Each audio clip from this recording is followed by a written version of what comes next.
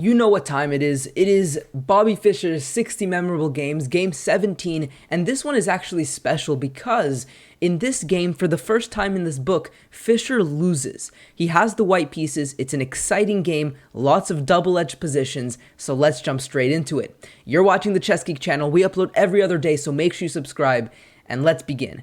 Fischer with the white pieces plays e4, and we see the Sicilian defense, and as is very typical, white decides to develop their knights and expand quickly with d4, and black in the meantime pushes the pawn to d6 and develops their pieces as well. And we begin to see this on the board, knight to f6, knight to c3. We have a6, very helpful move in these sort of positions, restricting the knight and the bishop's mobility to the b5 square, which in some cases can be certainly an annoying move to face as black. Bishop to c4. And the move bishop to b3, preemptively defending against some of the various ideas against the vulnerable bishop on c4. For example, b5 is sometimes an idea, d5 in some cases. The knight sometimes centralizes to the e5 square and attacks the bishop. So on b3 it has the same site, but it is a far safer piece. We have the move b5 anyways, expanding, and now f4, and again you see the clash of ideas, which is really typical in the Sicilian defense, where black attacks viciously on the queen side, and white goes for one on the king side. We have b4, knight to a4, and knight takes e4. So what just happened here? Didn't white just lose a pawn? Well, indeed they did, but the idea of this pawn sacrifice is to get quick activity, because if you take a look at the position, well, white has 3 pieces out, black has only 1, and after white castles, this disparity in piece activity becomes even more clear, because there's various ideas. The queen can activate quickly, the rook is already activated, this bishop comes in quickly, and all of these pieces are sleeping on the back rank. And even though this might seem strong for white, you still need to play cautiously and you have to attack quickly, because after the move g6, if you just wait around here and randomly develop your pieces, then black is going to do the same. They're going to castle, get their king safe, and then indeed they're just going to be up a clean pawn. And so in this position, you need to be very quick with your attack. So what move do you play here with the white pieces to quickly open up the position and use your extra piece activity? The move here is, of course, f5. You explode open the center with this nice pawn tension, and tactically this simply works. If they take like this, we sacrifice the knight to swing over the queen with a devastating effect. If they take instead, as in the game, with the g-pawn, well, guess what? We can do a similar sacrifice. If they were to take, we have the same idea, very nice tactical motif. And instead, if they don't take, which they didn't in the game they played rook to g8, trying to at least activate one of their pieces, well, guess what?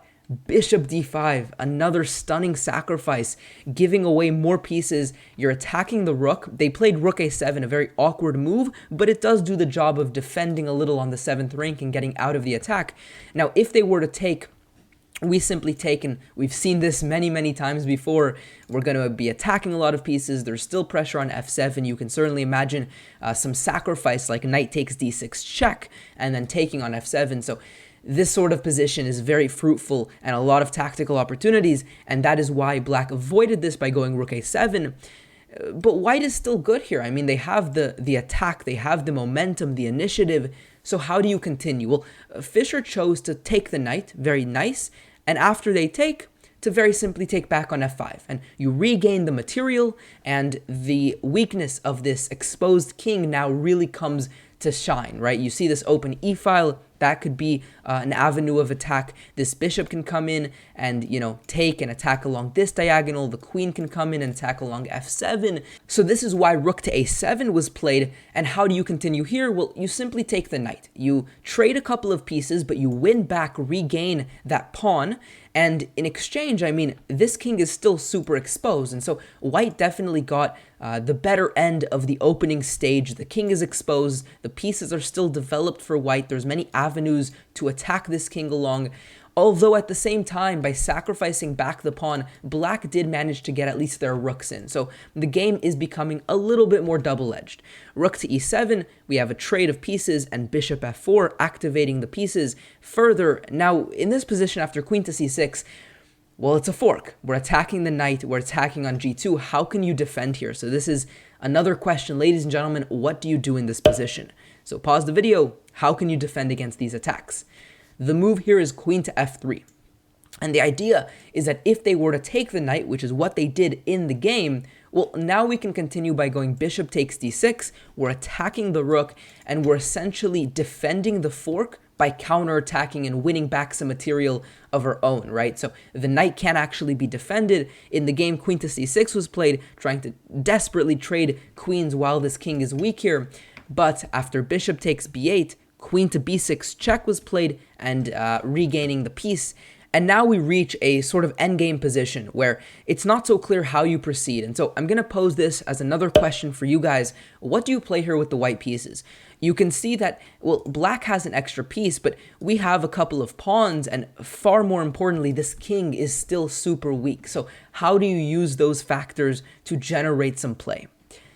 The move in this position is rook to e1. If you found this, great job. In the game, Fischer actually went wrong here. He played queen to c6 check, tempted by this check, but unfortunately the issue is by playing rook to e1 now, it's delayed, and you can actually allow black to develop their pieces and defend their king. We'll explore the game continuation in a second, but the reason that this is an improvement is because if they decide to take and then defend, the issue with trading pieces here is this king now lacks a defender, and we can immediately take advantage of that.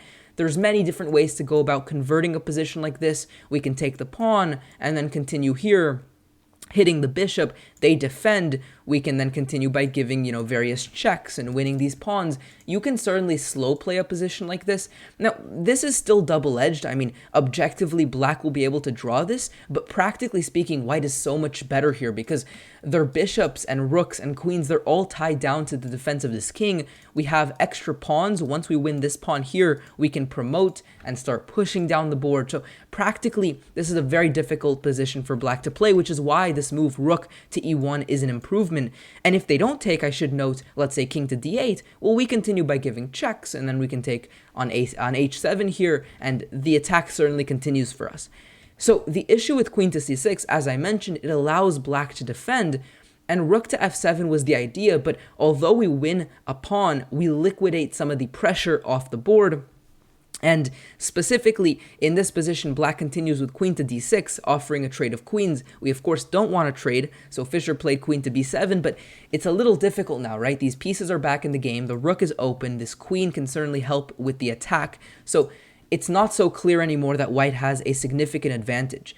Rook to g6, we have c3, and in fact, we enter a phase of the game which is the endgame, right? The queens get off the board, and it's a really interesting endgame, one that we can definitely analyze a lot because it's a bishop against two pawns endgame, and that is really, really different to what you usually see, a very interesting piece imbalance.